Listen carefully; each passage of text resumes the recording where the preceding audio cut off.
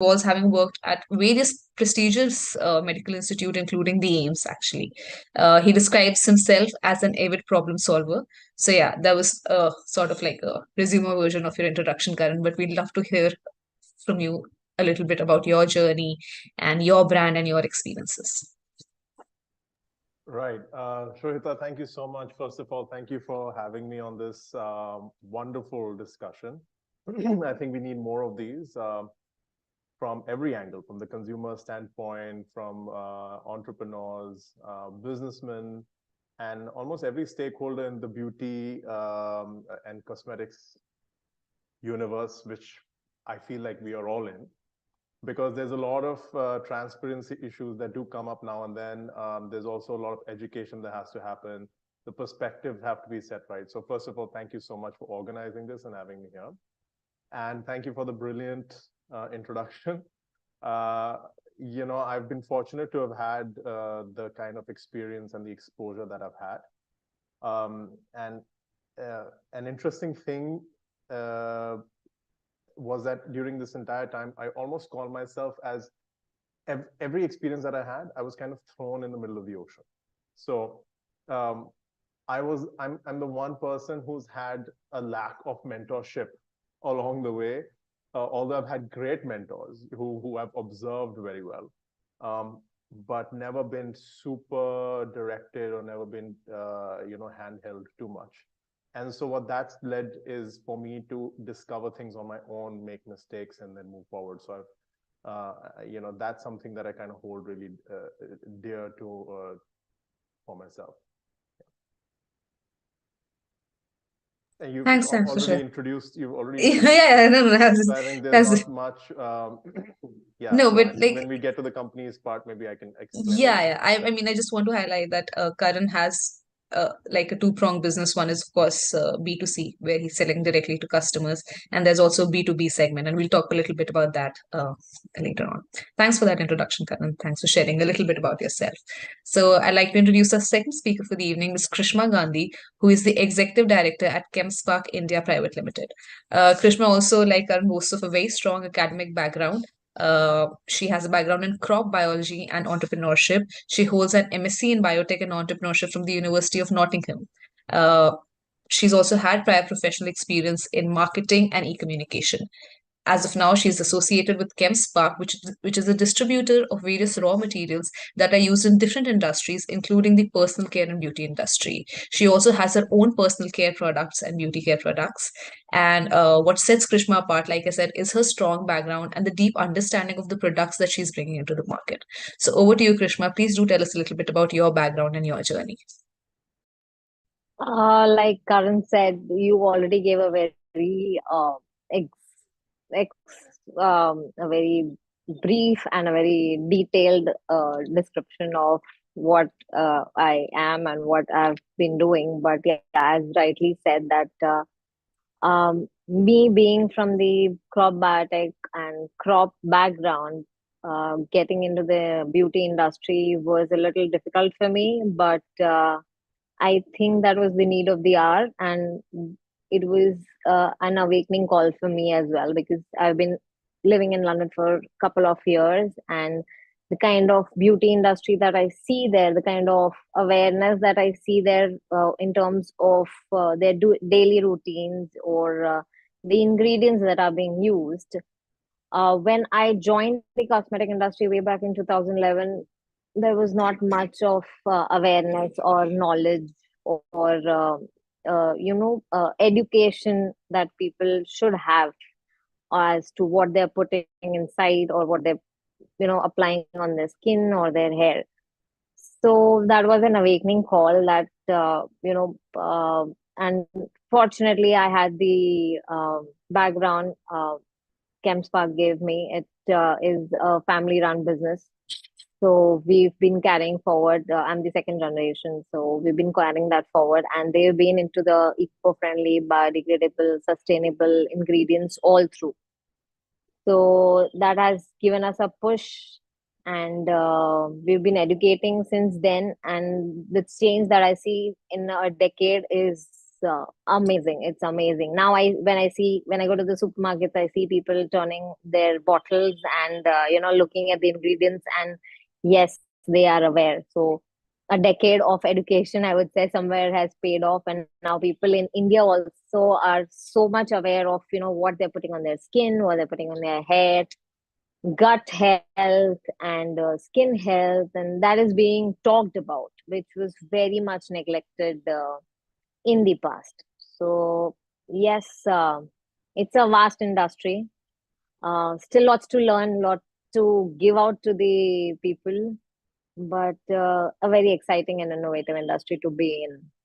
So yes, maybe we Right. can discuss later Yeah, during no, the no, nicely put. yeah. The education levels have, of course, peaked at another level, especially in this industry. And we'll talk about that, of course.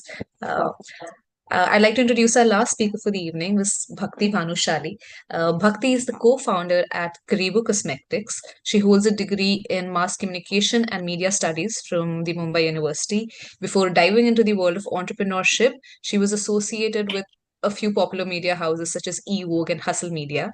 Like I mentioned, she's now the co-founder at Karibo Cosmetics, and that is a brand, a very special brand that actually creates customized lipsticks for individuals. They claim to have a development process that is organic, safe, and transparent, and they aim to sort of blend cosmetics with skincare. So, over to you, Bhakti. Do tell us a little bit about yourself and your brand. Of course. So thank you so much for the introduction. So I would just say, I would just give like a small story about how Karibo was originated, honestly. So Jasmine and me, we were just couple of, 21-year-olds working in media agency, and we were assigned a project together. There was a influencer on board, and she had to pitch to a cosmetics, brand for a campaign, social media campaign. So for that project, again, Jasmine and me were assigned. So for that project, we started brainstorming for the, a whole campaign, and we came on a thought, you always have to pick your identity from the racks. You just have to, pick whatever is available and not something tailored only just for you. So that is where our thoughts aligned, and the Karibo was born. We could do something each individual gets their own identity and can customize their lipstick on the spot, right from the scratch, again with natural and very healthy ingredients. So that was all about Karibo. So yeah. Lovely. Thanks for sharing that. I do want to ask you one question. You Yes. said it's customized, and what I've learned through my experience in this industry, there's a difference between recommendation and customization, right? Correct. There's so many websites where I can answer a questionnaire based on which a product is recommended, and then I Right. understand that customization is a little different, where you actually interact with each customer, right? Even from your website, I can see that you can actually make an appointment and see how your product is being made, which I think is really innovative and interesting. Yes. So what happens is when you say you want to customize a lipstick, so again, it depends on, what you're looking for. Sometimes what happens is you have your own reference shade, or even if you have like a specific shade that you're looking for. So sometimes you have been using certain shade from a certain brand, which has been discontinued, and, you really want to get your hands on that same shade. So people come to us for that as well. And sometimes you have no clue what you're looking for, and what will go with your skin tone or what will match your undertones. So that's where Karibo comes in, and our experts help you with all the customization right from the scratch. You can customize the shade of your color of your lipstick, the texture of your lipstick, the scent of your lipstick, and again at the end you also have the option to choose your own case. So it's the whole customization process. Lovely. And we also got to know a little bit about how you got into entrepreneurship. Like you mentioned, it was an assignment. But I'd like to know a little bit from Karan and Krishma, both of you, because you have such extremely strong academic backgrounds, right? It would have been really easy for you to sort of pick up a nice high-paying job with a big company, and but you left that opportunity and started your own ventures. So what was it that motivated you to become an entrepreneur? We'll start with you, Krishma, maybe, and go over to Karan. Um, I was in London for a few years, and as she said that, yeah, I was also assigned dissertations, and that was related to plant biotechnology, and it was given to me by an European company, Neogen, that makes diagnostic kits for plants and diseases. So they liked, like we had certain sections, and the technical section was not taken care by me, but I was doing the marketing, and that's where I started loving the sales and marketing profile.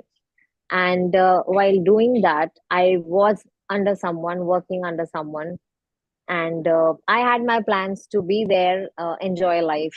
Who wouldn't love to be in London, and you're doing your dream job and you have your friends around. But as I was working under someone, the pressure, the targets, the deadlines, uh, and ultimately the work is done by you, but the credits are given to someone else. And somewhere it didn't serve the purpose that I was looking for, and I didn't want any credits, but things that I was doing were not being utilized at the right place.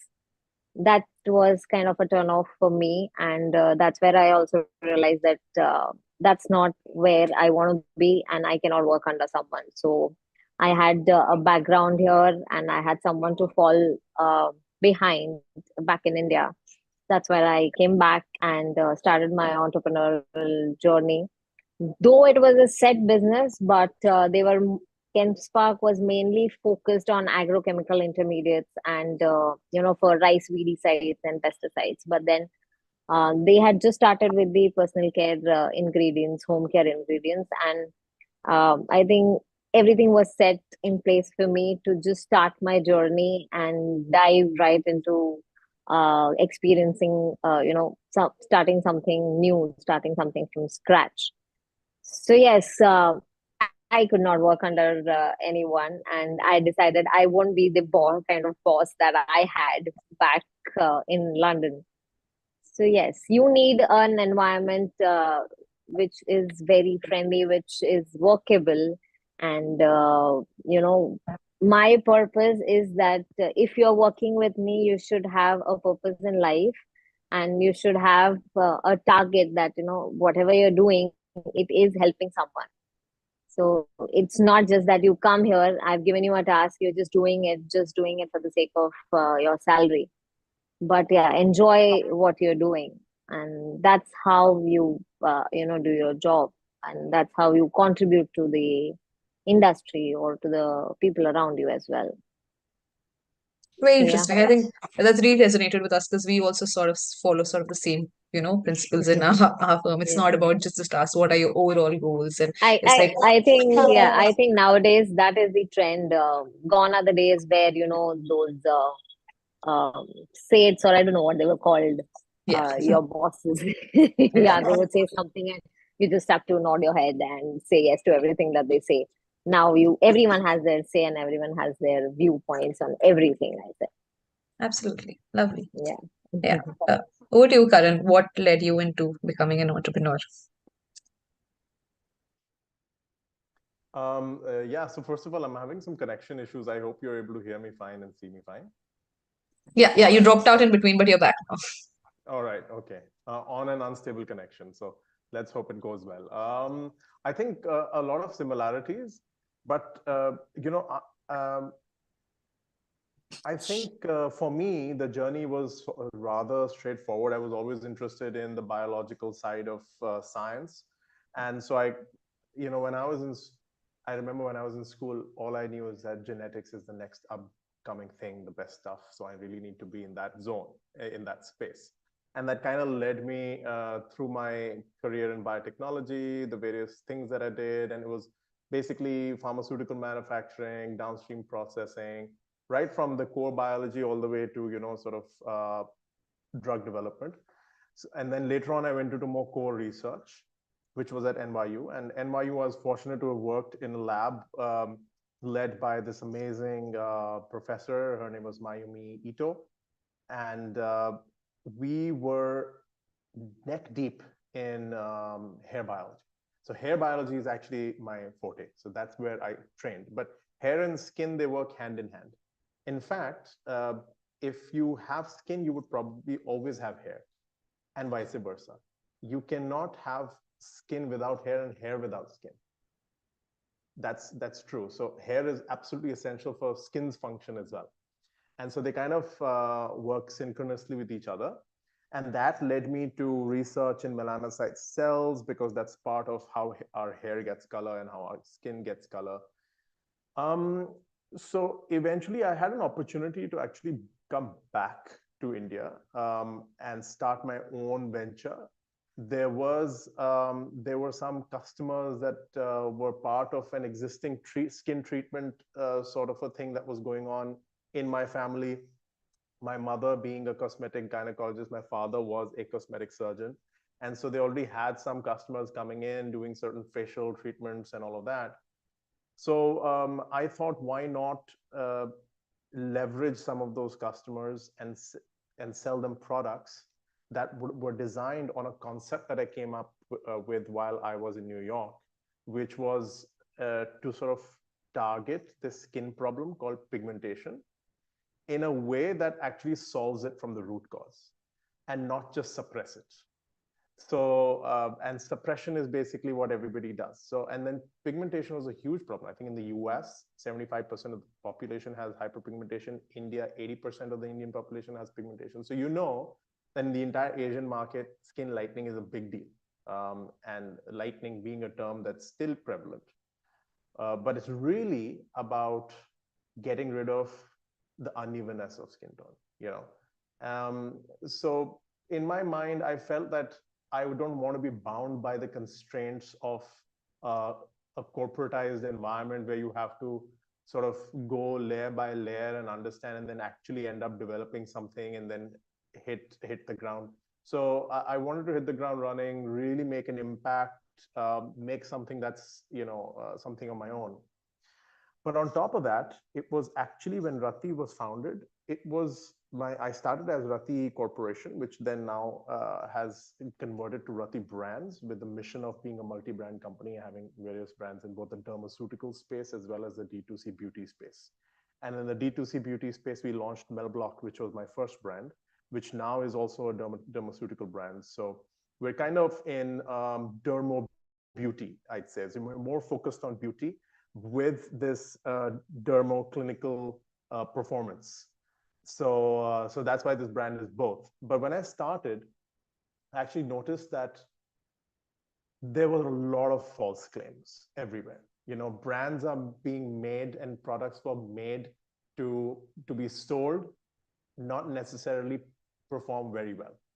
And so there was a lot of scope for somebody coming in and making products that are ethical at the core, you know, something that performs, but is also safe to use at this, you know, simultaneously. So I had to come up with products that are sitting at a very high level of both safety and efficacy.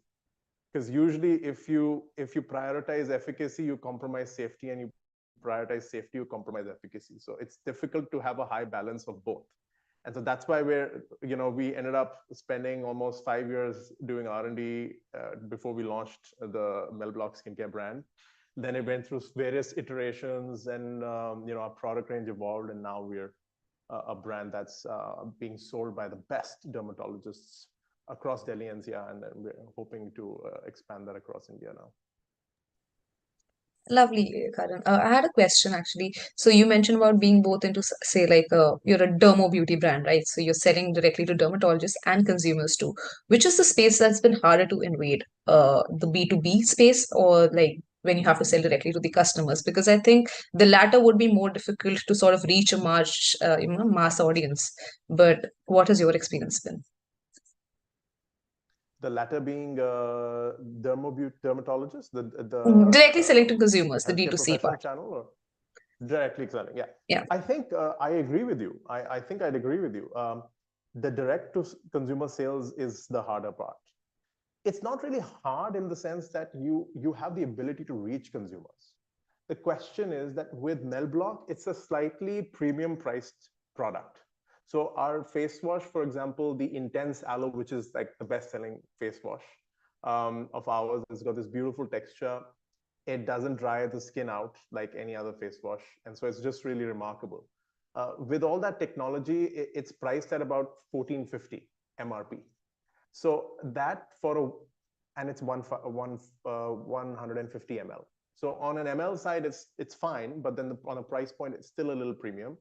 And then our average price point is $22.50, $38.50 for the combination of our day cream and night cream in the pigmentation control range. And then we have Illumini, which is our dark circles and under eye cream.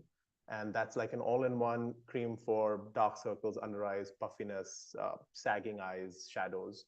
That costs $18.50 for a 15 ml cream. It lasts about 2 months. So being premium products, e-commerce wasn't really the space back in 2017 when we launched Melblock. You couldn't really sell pricey products online that easily. And so you have to spend a lot of marketing dollars, a lot of impressions before you get that sale. And so the cost of acquisition is very high. But so from that point of view, you're right. Selling to dermatologists is easier, but not for every brand. Your product has to perform, because dermatologists they care about their consumer, they care about their patients, they care about patient outcomes, they want the satisfaction to be there, they want safety, they want tests, they want all the the R&D to be done, and they're not easy buyers. So they will test your product out before they actually place any orders, or even if before they prescribe anything. So fortunately for us, because we'd already invested so much time and energy building the product, and for example, our product is backed by a patent, which is our own patent, which revolves around the anti-pigmentation chemistry. So that technology is called Melblock Complex and is infused into our entire pigmentation control range. So having had that kind of strength, it was easier for us to do that. Yeah, now, however, it's different. The cosmetics market has become very premiumized. I think overall people are looking to buy better, but buy less. And so in that context, the price point has still gone. I think there's a little bit more time to go before it goes up to a level where Melblock is. But even before that, I think now 1,000 rupee product is very standard, and unless you're going for serums. So in a way, I think Krishna would know that the cost to make serums is not very high unless you use very expensive actives, versus the cost to make, say, rich creams. Again, depends on actives, but then also depends on the chemistry. So there's a little bit more cost that goes over there. So if you want to sort of maintain a low cost in this environment, you have to go with less pricey formulas. Interesting. Actually, also leads me to my next question. I was having a discussion yesterday also with like a couple of fantastic panelists, and their opinion was that building your product is actually the most fascinating part. Okay, it may be challenging and a lot of years would go and R&D would go, but you're still passionate, right? I'm sure for all of you, when you're sort of incepting the idea and trying to build something new, that's actually the fun part. The challenging part is making that first sale, or even having, converting one customer organically. That's actually the hard part. So, Bhakti, for instance, your brand, right? The idea is so good, it's innovative, the medium is so great, actually being involved in creation of your own lipstick. But did you also find it hard to convert that first customer? Honestly, I would say, considering this concept was very, very new, at least to Indian market, we had to, of course, go through, a lot of challenges where, we had challenges like, would people spend their 5 to 10 minutes customizing one whole lipstick, or would they want to, go through the whole process again of, where you have to select your shade, you have to select your texture, you have to choose your scent, whereas you get everything available like just in one click, without going into the whole process. So yes, of course, it was challenging, but initially what we used to do is we used to just go to, our friends, our families, that's how I mean, everyone starts honestly through their friends and families. So we used to, do our experiences with them. How are they liking the experience? How are they enjoying the process of making their lipsticks? And honestly, once we started posting it on Instagram, we touch wood, we really got a great response. Like, people started loving the concept, that saying it is really unique. I would really at least would like to try it once in my life. And that's how we started to build a consumer base. So yes, I think that was the how we started with our D2C business. Lovely. So Instagram is what sort of helped you, and it grew Yes, I organically think as well. Instagram and mostly word of mouth once it started. So that has been really like the core marketing strategy for us. So, Lovely. I want to say something, Shweta, Yeah. here, that the space that Bhakti is in is difficult, it's customized products.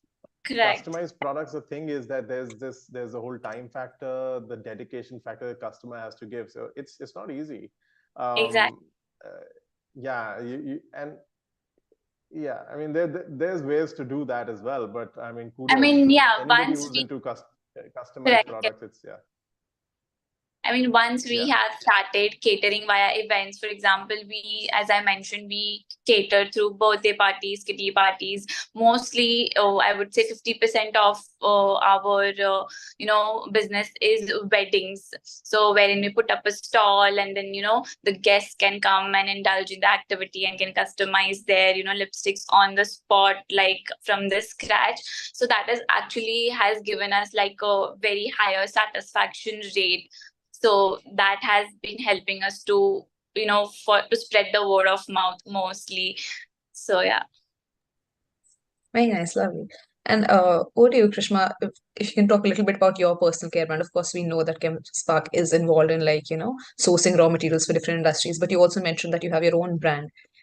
So what is it that inspired you to create your own brand, and how do you sort of differentiate yourself? Because it's an extremely crowded marketplace, as we all know, right? There's so many brands out there. So what is your marketing game, and how do you set your brand apart?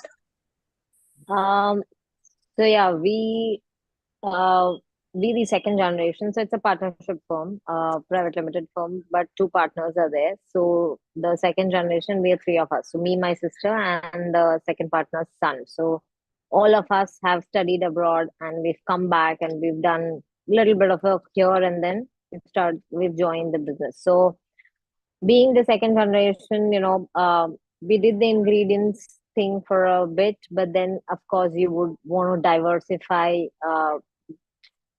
everyone having their own experiences and their own ideas. We wanted to try something in the D2C uh, segment, and 2017 was when we had started ideating that we would want to come into the brand, creating your own brand and finished products line. But as I think Karan mentioned, 2017, the online sales or online marketing, as it was picking up in the rest of the world, India was just getting into that space. And we had a lot of things to juggle, because we were catering to almost 17 to 18 industries, ingredients, plus giving a full time to your baby brand was a little difficult. So then we took a seat back, and we said that after a few years, but that thing was in our back of our mind to create our own brand. And because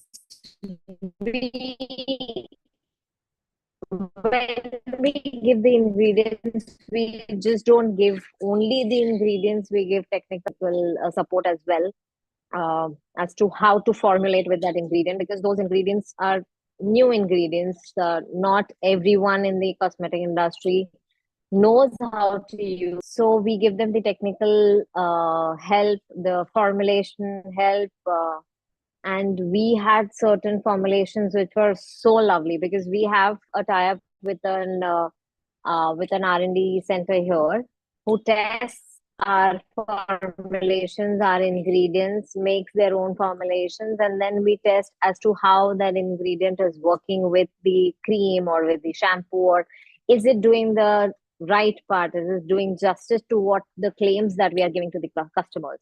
So we had like a variety of formulations to choose from, to experiment on.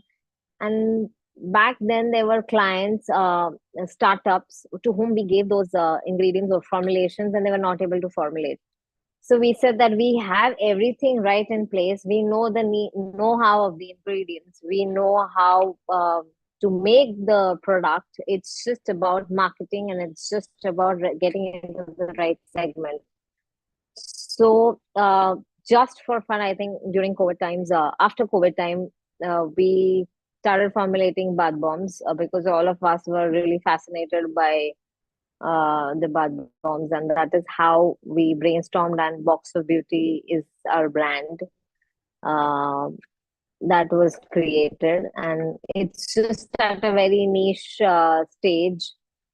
We make handmade bath bombs, not machine made, and the ingredients are your kitchen ingredients. But there are a little twitches here and there. Of course, knowing the ingredients, how they work, and how safe they are for the skin.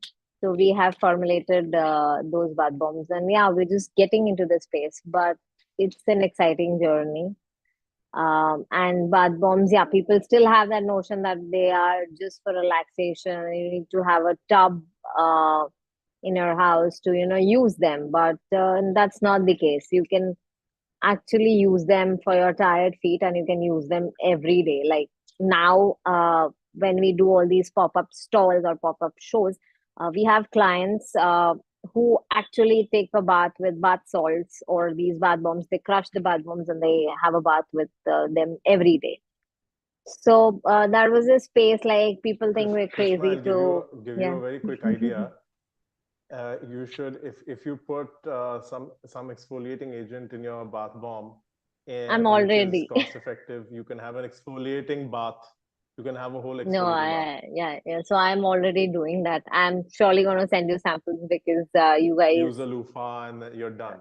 yeah. So we're just getting there. When you are creating a brand, there are so many ideas that you want to do, but it's just that should we do this first? Should we do this first? Or you have to Yeah, prioritize. in And Krishna's issue, I think in your case, it's more an issue of selection, because you, as so ingredient suppliers, Shweta, they have everybody has their in-house R&D teams, at least in the formulation chemistry part.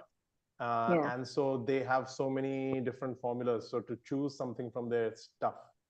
And I No, can and imagine that's where I we're. think I think choosing formulation which is cost effective for the Indian market, because Yeah, so you have still, to do as you both. You have to rightly manage. said, yeah. As you rightly said, you first have to select where are you placing your product. Are you, giving them to the? Are you placing it for the mass market? Are you placing it to the extreme niche or premium clients?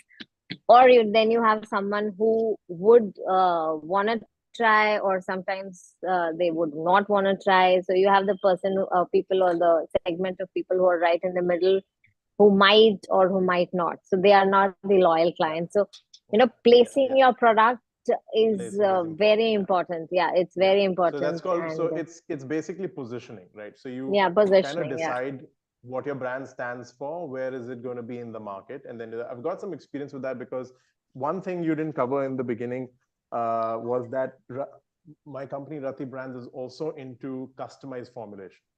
So custom R&D, and that's not formulation chemistry is a part of it. But the first part is this exact thing. So which is uh, there are startups who come to me, and young people who want to launch their own brands in the skincare space, because we are kind of focusing on skincare and hair care mainly, and skincare being the majority of what our focus is in. And they come in with a whole bunch of ideas. I want to do this, I want to do that. I want to launch an anti-aging product. I want to do a hair care product also. I want to do skincare also. I want to. So one of the jobs that I have to do is to distill that into that one thing that you have to prioritize. So whether is it the price point, is it the market, what is it?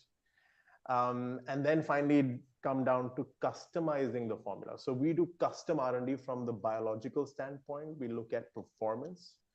And for us, if the product doesn't perform, if it's just an aesthetic formulation chemistry aspect, then we kind of step back and not take it up, because there are people out there, even Krishma has those capabilities where she's able to customize the formulas, aesthetics. So aesthetics is important. We focus on that, but we also focus on performance.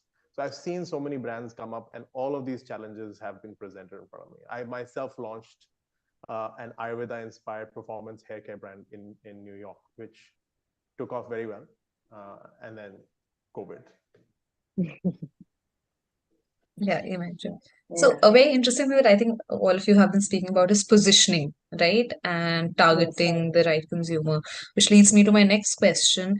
There are two ways to grow business, of course, in most fields, especially in the cosmetic industry, from what I've experienced. One is you do like huge scale marketing, right? You have empaneled influencers or celebrity endorsement, and you have these big campaigns, which sort of are catalysts for your initial sale, and you sell a lot.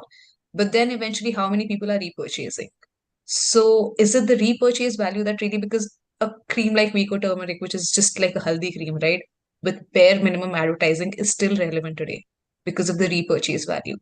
So is it that I mean, of course, marketing is important, but does it eventually, in your opinion, also boil down to how many loyal customers do you have who are repurchasing? It's great to have a handful of loyal customers who are repurchasing rather than, just having a campaign and people like buying things initially and then sort of not sustaining with it.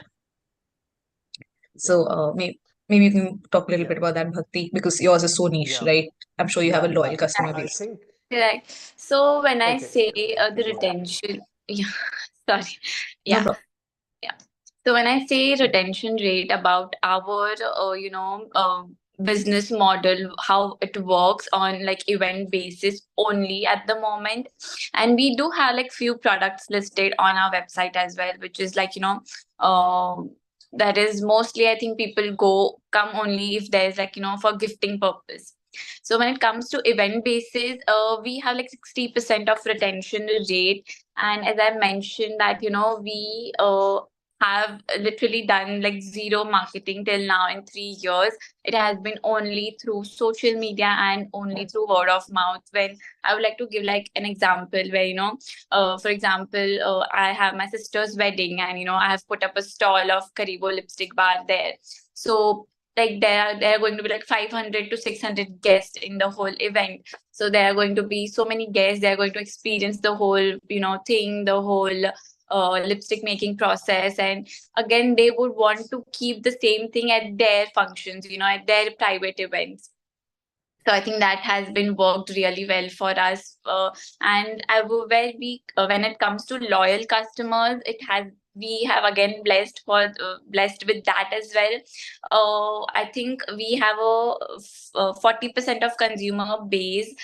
We have them since 3 years with us together, and honestly they do it with their same different groups. For example, once you've done it with your college friends, once you've done it with your mother's side, once you have done it with your sister's side. So yeah, that has been the marketing core strength for us. Very nice. And I mean, 60% customer retention is actually really, really lovely. Yeah. So, yeah, Karan, you were saying something and you sort of cut you off.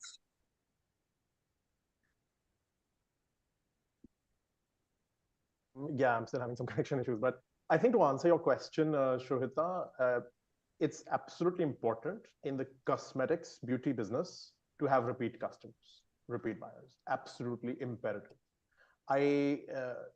Sorry, can you hear me fine? Yeah, you're good. Okay.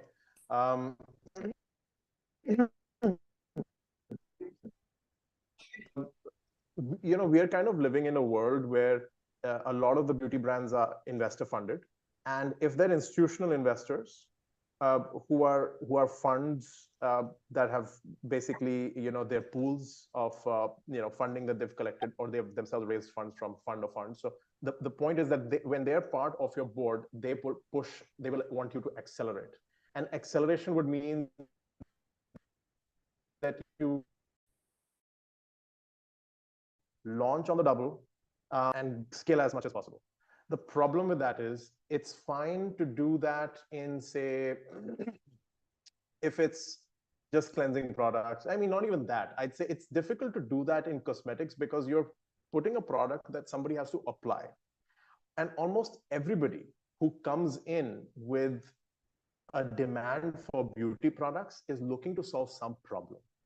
You know, it's not just impulse buy that you want to, except for makeup, maybe. Makeup would be self-expression. You want to diversify your look, and so you want to do something. You want to be different. That's fine. When it comes to skincare and hair care, they're looking for products to perform.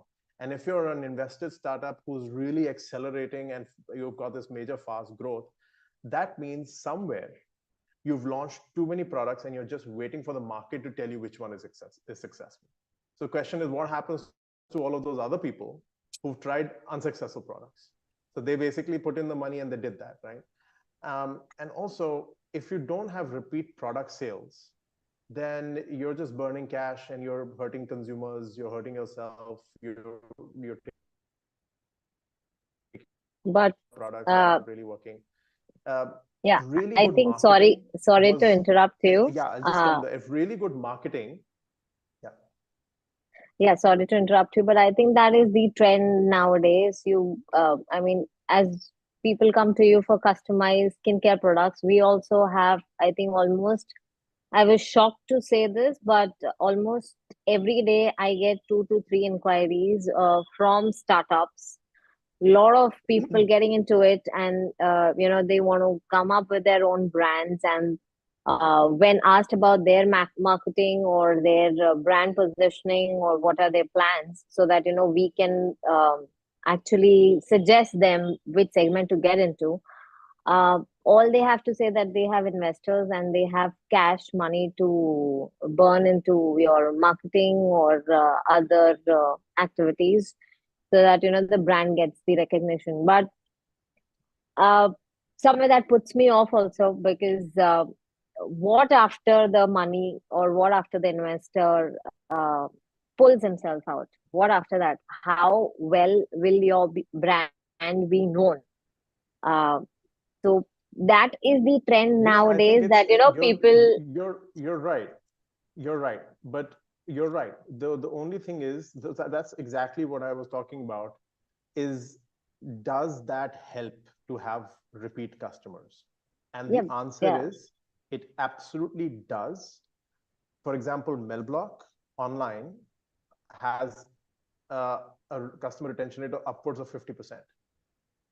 So more than half of our buyers are rebuying the products. But see, that is what people. That's because of the performance. Now, why is it important? It's important because, let's say that you've got a brand like Bhakti's brand Karibo, who's into customized products. And so this is what I say, and my advice for almost every entrepreneur is this in the beauty space, that if you're able to raise funds, great. But even if you're not able to raise funds, just focus on repeat customers, because that's what the beauty business is essentially about. Because you cannot really do justice to your consumer if you are just throwing products out there and hoping for one to stick. In fact, whatever products you have, if you just iterate on that, if somebody likes the concept, make it better. If somebody likes texture but they don't like the smell, make it better. And you can be a very successful, sustainable, long-term brand. And even from an acquisition point of view, if somebody is thinking of that, the big buyers of brands who want to acquire, they're not looking for brands that have scaled up very quickly but don't have very good repeat product sales.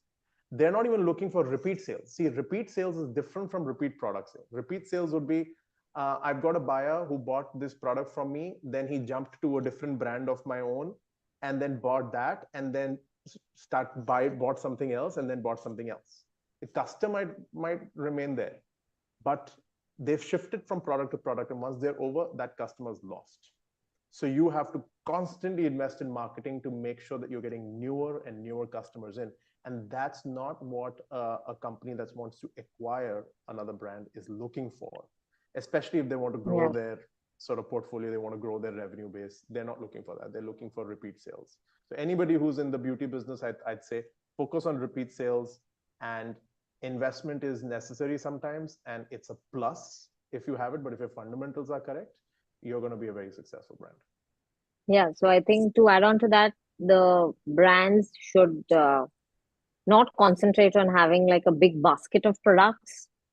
Come up with new products, come up with a few products, but be aesthetically true to what your claims are. That is only going to build up your brand and make it known in this industry. So even with I've seen brands In with just fact, one what product, with just Krishma one just product. said, Yeah, you in can fact, go what on. you just said, I'm going to throw an open challenge, Shrohita, through our live streaming today, an open challenge to brands. That why don't you come up with a product that addresses directly on the packaging a problem instead of That's true. marketing ingredients? Come up with that. True. If you're No, able true. to do that, I will get involved. I'll personally hold your hand and I'll see what I can do to take it forward. Really interesting, lovely. I'll make my resources available for anybody who wants to do that. Yeah, I think it's about what you're building, right? Are you building a brand or are you building valuation? If you're building valuation, then I guess it makes sense to get like new investors and like invest in marketing and all. But if you're building a brand and a business, I think that's not so important. And which is again my next question: all of you are bootstrapped, right? No investors, none whatsoever, and it's all your personal brand and all of that. So, Yeah, what is your vision like 5 years from now, 10 years from now? Where do you want your brand to grow? Would We've you want actually like? raised some investment. Oh, lovely. We've Okay. raised some investment. We haven't really publicized it yet, but Okay. we're just waiting for certain things to get over before we do. So this is one of the first mentions. Oh, wow. Lovely. Yeah, so Bhakti, you're completely bootstrapped and it's fairly young. But would you want like an investor to be eventually involved? Do you think that's important for your scalability, or you're loving the way it's like organically growing the way it is right now? Honestly, when I say we only have at the moment 2 SKUs, which is, lipsticks and lip balms, that's it. And we do want to come up with more products, and we already have started, prepping for it. So we are also now looking, as our whole model is based on completely offline events only. So now we have been not thinking, but I would say we have already started to prep about, e-commerce and, come up with more products where you can buy online, but again, with the same concept where you can customize it, wherein we want to include like AI-based website where you can just try on, on a website that you can, according to your skin tone, what would go with your skin color, what would, what kind of a foundation or what kind of a skin tint would go with your skin, because again, it is a struggle for girls or women out there to find their perfect shade for their skin tone, or even in lipsticks.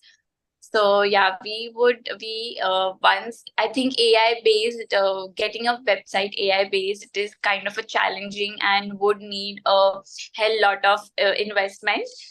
So yeah, that is our next plan. Lovely. So eventually to grow, I mean, again, to scale, you feel that you might need, which is fair enough. As long as your product is good and, Yes.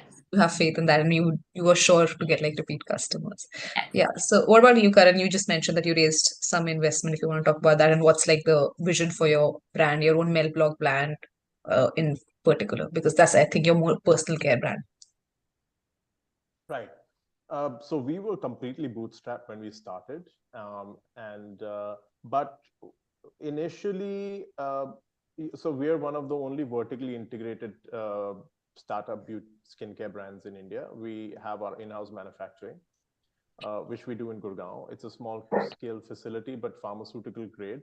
It was designed because at that time, when we started and this was 2017 was when we launched, but even before that, the R&D had already started, and then we'd already started searching for some, manufacturers. At that time, nobody did small quantities. Everybody did massive quantities, every contract manufacturer. And to have that much inventory just stuck in a startup situation where you don't know what the future is, you just can't allow that. So instead, we set up a small scale facility and over time improved it and made it better. And so everything happens in-house. And so our costs were higher initially because we were spending on the whole overheads of the facility. it was only after we'd already launched Melblock, made some revenue, showcased that even being a premium brand, we've got some really good results that are coming out. The performance is good. Customers are buying, their repeat buyers. That the brand sold itself in a way. The brand was what pulled the investors in. Of course, you have to use your personal connections and personal resources, and you have to network and you have to do all of that. So we got that investment in that helped us sail through COVID, both waves, and then make sure that we kind of rebrand ourselves. So we rebranded Melblock in 2021, and we launched end of 2021, and in 2022 we launched the dermaceutical version. Vertical. So now that's a brand that's sold both online, direct to consumer, and through our healthcare professionals. I think the future, and so for us, the future of Melblock is, again, Melblock is basically restorative skincare, and it's powered by science. With restoration, we mean Melblock is not here to make your skin better. Melblock is here to get rid of the problems that you have and bring your original skin back. So it has a restorative quality, right? And so we're not trying to make you somebody you're not. So whatever your basic skin tone is, when you were born by the age of 16, you had beautiful skin. What happened after that? Either it was an internal damage or an external damage, or certain circumstances of whatever you probably went through, your skin changed and it acquired things that you didn't want, right? And it started misbehaving. So the idea of the brand was to restore skin, and we want to take that idea forward in a way that we're still continuing to give high performance and high safety. And something interesting about Melblock is that almost our aim is to have a completely 100% naturally derived formula, something that's easily bioprocessable. And we have an initiative at Melblock called Naturable, which means nature able. So we're trying to make all our products biodegradable, sustainably sourced, and natural. So you're starting from biodegradability to sustainability and then naturalness. And so we're trying to do that curve. So it's actually everything. So if somebody picks up the box, they're looking at high performance, they may be getting from a clinician, they're seeing it's all natural by default. And we have this whole sustainability initiative all rolled into one. So it's kind of everything into one, and it's doable. So the idea is to scale this up, bring it to as many people as possible, and set sort of a new standard of what skincare should be like by building a beautiful, great brand that customers are delighted by when they use. And they finally feel that, look, I don't have to run around trying to search for a product. I can just use these 2 products and a cleanser, and my skincare routine is done, and my skin is back. So that's just the vision for this brand. Yeah, it's really interesting, and I would say novel, because when I read packaging and all, they claims and advertisements are like very different from what you actually see. It'll never say it removes this. It'll say it reduces appearance of dark circles, right? Or reduces, like you said, your brand is different. And you have to do that. You have to do that because if you write it removes, then you're making a 100% statement, and 100% never happens. 80%, fine. If you push, if you've got 80%, you're God. That's my thing, because no brand does more than 10%, and 10% is literally a consumer's very happy. So you can imagine doing 80%. 80% is great. Absolutely. If you pick up, like we had certain instances, like one of the clients, they said that the Maharashtra FDA is so strict that if you are coming up with a brightness or a fairness cream, they would just throw the file. They won't even look at it. They would just throw the file in the garbage, saying that you cannot make anyone fairer. You can reduce, and as he rightly said, you can restore your original skin, but you cannot make anyone fair. Come on, like as rightly said, you're not God.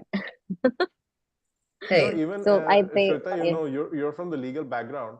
So you see that when they do the Dettol ad on television, there's this Dettol wipes the slate almost clean. you'll see Yeah. that one squiggly bacteria is Yeah, still yeah, there, you know. I mean, of course, then you get into the loophole of false advertisement and false claim. Nobody wants that, really, Yeah, right? because you So, can't 100% get rid of absolutely. anything. That's true. That's true. So, yeah, Krishna, what about you? What is the vision? Because your brand is so new and there's Yeah. so much scope, actually, like we were discussing earlier. There's so many different things that you can do with it. So, what is your Yeah. vision? Yeah. Currently, when I talk about ChemSpark, it's at a very not initial, I think mid stage that we've been asked by an international buyer to, kind of take over ChemSpark, and things are falling in place. Maybe a year down the line, we might, sell it off to a European company. So at a very not nascent, but yeah, things are building up soon. So after that is done, we would have complete 100% of our attention to my own brand, Box of Beauty.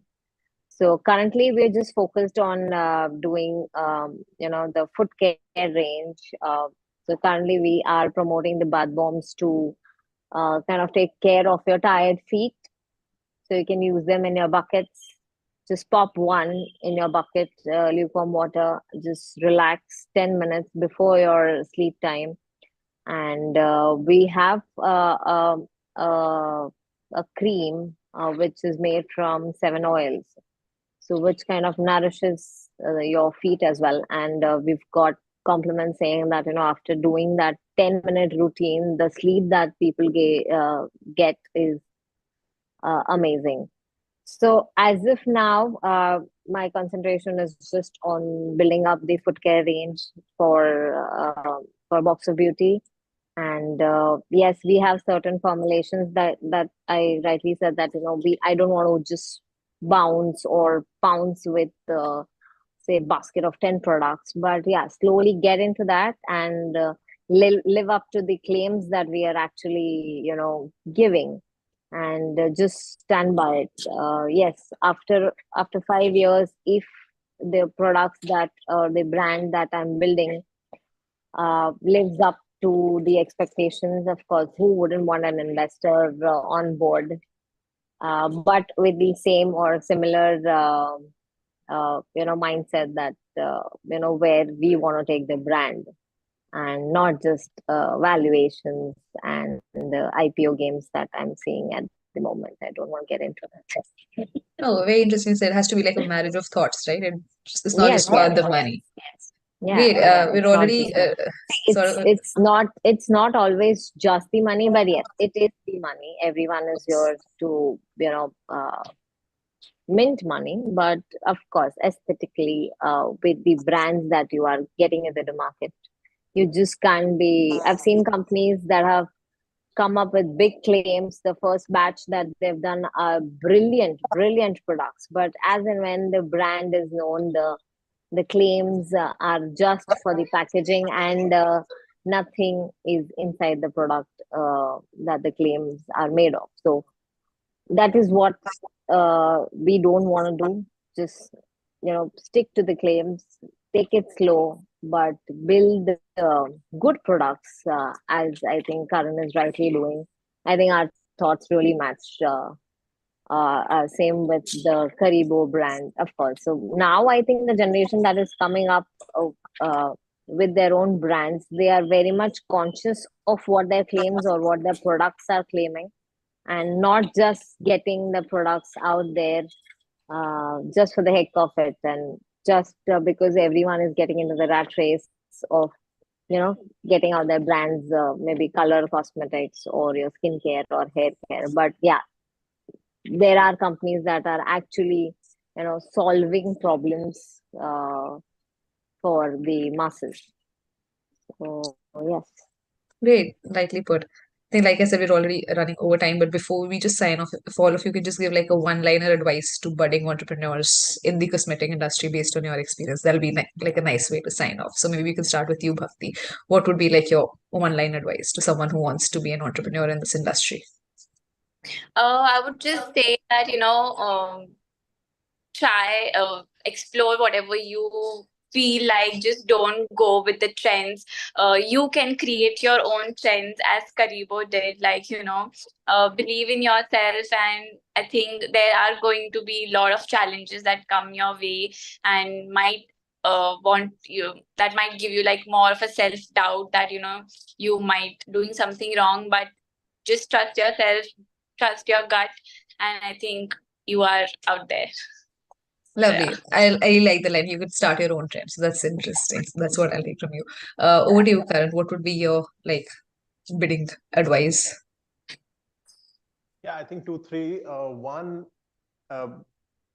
meet people, talk to people who've already done it, and take their advice. It really goes a long way. Almost every wheel has been invented, and it's important to figure out what there is before you decide to improve on it. The second is, this is one of my favorite lines, and I say it to everybody, is the only problem you have is finding the right solution. So, and that was made because, to me, when a problem comes up to me, I never focus on the problem. The first thing is, oh, but this can be bypassed using this. Oh, but we can do this, and we can solve. So the first option is, what's the solution? So I'd say that. And the third is that passion is important.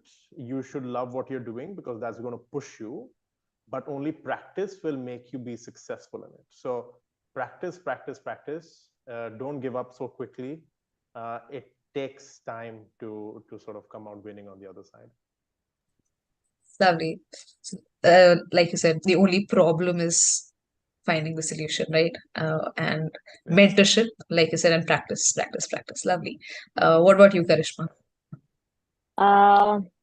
First of all, I think they've covered majorly all the points, and I would like to say that build your business success around something that you love, Yeah. something that is inherently and endlessly interesting to you. Just don't follow the trends. Follow your passion, and if you don't know what it is, realize it. That is one reason for your existence on earth, is to find it. So you should follow your passion. And fearlessness is not the absence of fear.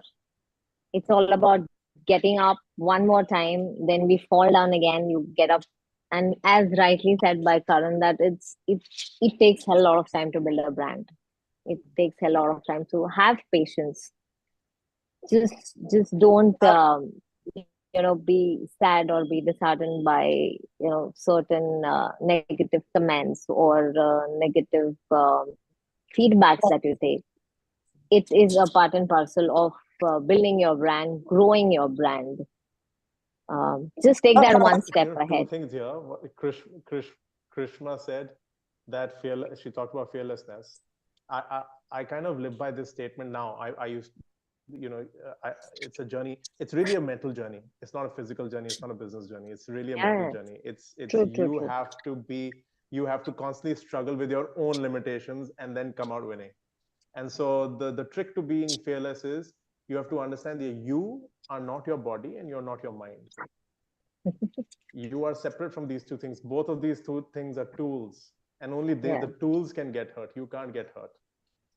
So, and one more thing very interesting about Krishma is that she said, do what you love, but she also worked in her family business. So if there are people who are out there who have really good family businesses, somebody's made something, there is no shame in taking that to the next level. It takes a whole different skill set to take it to the next level. Absolutely. And that is going to put you in such a great position to actually follow your own dream later. True. So sometimes it's not always right to struggle, and then build something from scratch. It's so much pain. If you've got a foundation, build on it and then start. That's way better. That's very true. It's very difficult to sustain the businesses right now. Very difficult to sustain and keep it at the same level that possibly your fathers or your grandfathers have built up that brand up to. So building up a new brand from scratch is energy. Yeah. have her calm, you know, Mindset. Yeah. have a dream quality. True. Lovely, lovely. Thank you, guys. Thanks for sharing your insights. And I've had a great time interacting with all of you. I hope all of you also enjoyed. And Yeah. thanks for the session tonight. Good night, everyone. Thank you so much. Thank Thank you. you so Bye. Thank much. you for having Thanks, us. Bye. everybody. Thank you, Karen. Thanks, Good night. Bhakti. Bye. Take care. Bye. Good Bye. night.